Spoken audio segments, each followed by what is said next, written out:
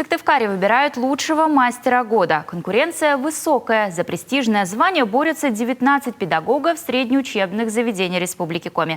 Соревнуются в проведении уроков. Тема у каждого преподавателя своя. Занятия будут проходить на протяжении недели в 5 площадках. В пятницу огласят имя победителя. Как прошел первый день соревнований и в каком формате проводят уроки, расскажет Наталья Юрина.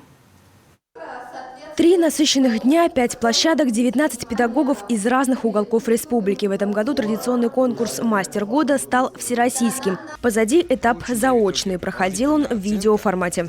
Вот уже 6 лет веду важные профессиональные дисциплины – учебную и производственную практику по основным профессиональным программам.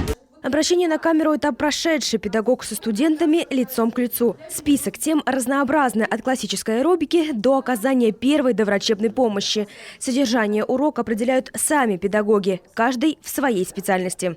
Вот современные федеральные государственные образовательные стандарты и профессиональный стандарт педагога предъявляют, конечно, обновленные требования. Современный педагог, мастер производственного обучения должен как хорошо владеть собственным предметом, он должен владеть современными образовательными технологиями и еще информационно-коммуникационными технологиями. Вектор общения задает педагог. У каждого свой подход к аудитории. Пока одни студенты вооружаются цветными маркерами, другие – скалками. В зале будущие пекари и кондитеры. Для них мастер производственного обучения Марина Чеснокова выбрала тему «Коми-выпечка».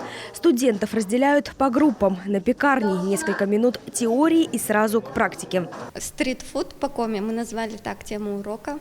На основе из всем известных коми-шаник мы сделали новые изделия.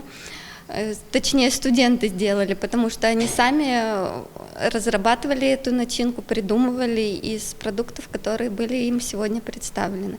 И хоть они все выбрали одни и те же ингредиенты, у всех получились очень разные изделия. Помимо проработки темы, разработки концепции урока и поиска нужного формата, у мастеров есть еще одна сложность. Им необходимо найти подход к студентам, которых видят впервые за 45 минут. Первый раз с преподавателем работаем, мы только что познакомились, но очень хороший преподаватель, быстро с ним скооперировались.